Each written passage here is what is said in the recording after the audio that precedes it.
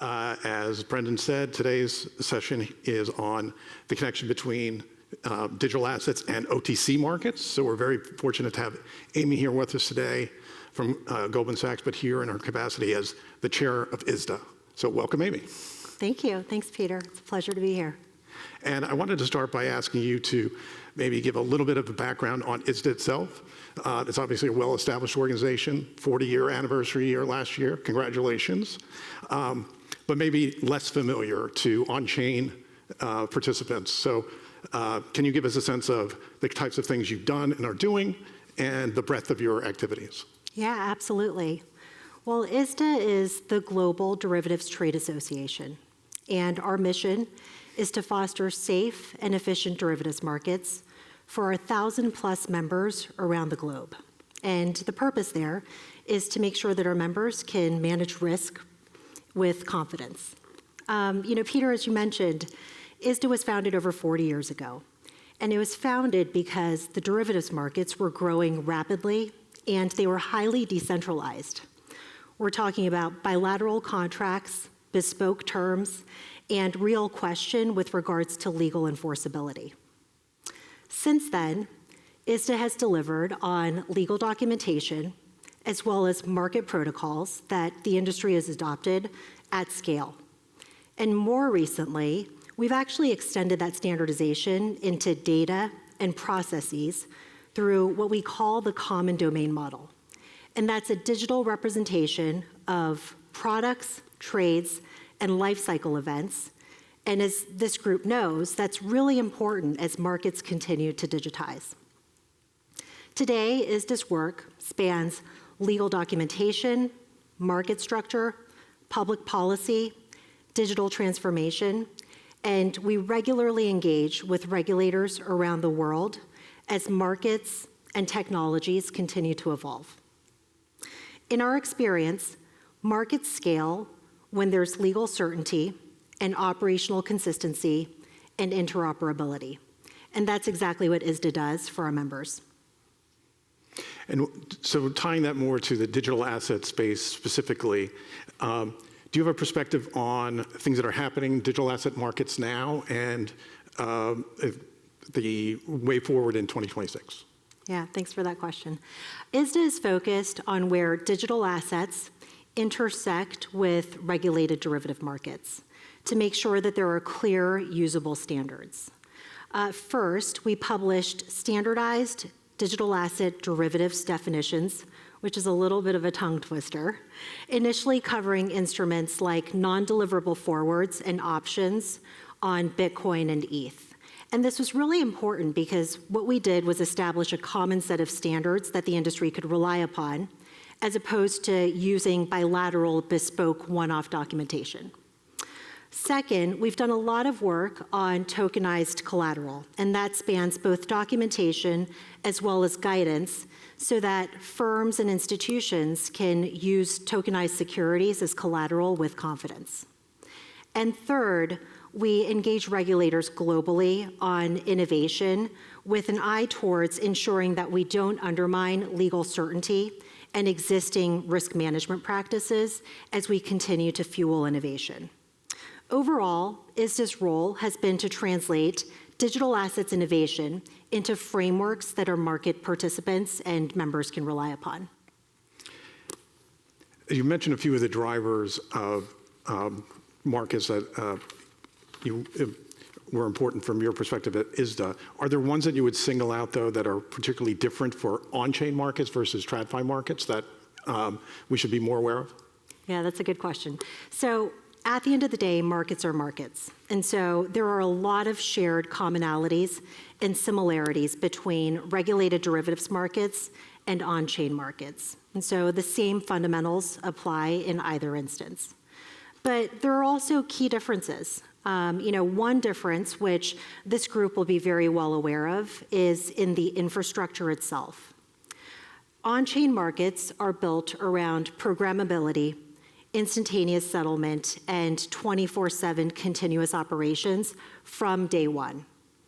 On the other hand, regulated traditional derivatives markets, we're looking to find ways to retrofit these capabilities onto existing infrastructure, and that's not an easy nor simple matter. Another important difference is in fragmentation. In traditional markets, fragmentation tends to be jurisdictional or venue-driven, whereas in on-chain markets, fragmentation tends to be architectural. And so ultimately, while the problems rhyme, I would say that the tools that we need to use to solve these problems are actually very different across the board. Interesting. And I know you've taken a particular interest in modernizing derivatives markets during your time as chair. So can you tell us a little bit about your perspective on the role of technology generally in financial markets and tokenization in particular? Yeah, absolutely. So when I think about tokenization, I like to differentiate between digitization and core infrastructure change. A lot of tokenization today is effectively digital wrappers, and that can be really beneficial for distribution, programmability, composability. But tokenization becomes truly powerful when we start to compress the trade life cycle. And that includes issuance, pledge, margin, substitution, all the way through to settlement. And we're able to do this truly end to end. So, really that integration is what's key. It matters most of all products, I would say, for cash-like and highly liquid instruments, because that's where speed and certainty is everything and matters the most. Along those lines, though, I think it's also important to note that tokenization doesn't replace legal foundations. The goal is actually law plus code, right? So enforceable rights in regulated markets paired with verifiable controls in code. So it's really when those things work together that we can, look at things that can be truly transformational. Terrific. So one of the particular projects that I know ISDA's been involved in and continues to be involved in is collateral mobility, including the use of stablecoins and tokenized money market funds as collateral. Can you give us a sense of why that use case is so important and how tokenization is helping? Yeah, well, collateral is absolutely central to derivatives markets. It's how we manage counterparty risk, and it's also how we ensure that markets remain stable. So in recent years, we've seen why collateral mobility is not just an operational matter, but can be a systemic issue. During times of stress, like the 2020 dash for cash, external shocks caused market volatility, which resulted in spikes in margin calls. And when that happened, we had market participants who had to transform large amounts of, who had to source large amounts of cash in tight time frames in order to post that cash as collateral. And that created a liquidity strain and in some instances even amplified market stress. Today, there are well over $1 trillion in variation margin in the system. And as that continues to grow, even small frictions, small operational frictions, manual processes or settlement delays can become destabilizing when markets are under stress.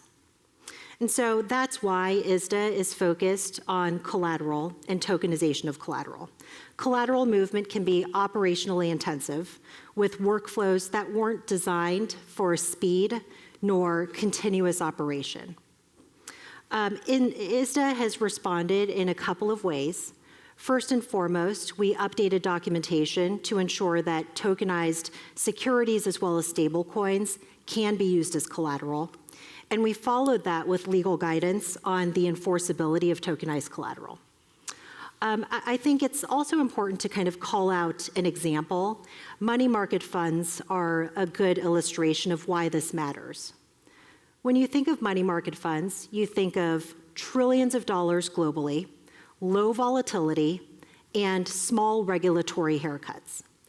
But when you actually try to use money market funds for collateral purposes, you'll actually find that the workflows and processes are quite cumbersome, resource intensive, and can be costly, because in most instances, you actually have to transform the money market fund into cash before you can post it as collateral. And so, this is an area where tokenization has the potential to really improve some of these operational efficiencies so that you can actually post direct shares or interest in money market funds as collateral instead of having to go through the cumbersome conversion process. Tokenization can help address another challenge, which is making sure that collateral gets where it needs to be quickly. And this, of course, leans on the accelerated settlement mechanisms that tokenization can offer, which removes or eliminates industry reliance on T1, T2 types of processes.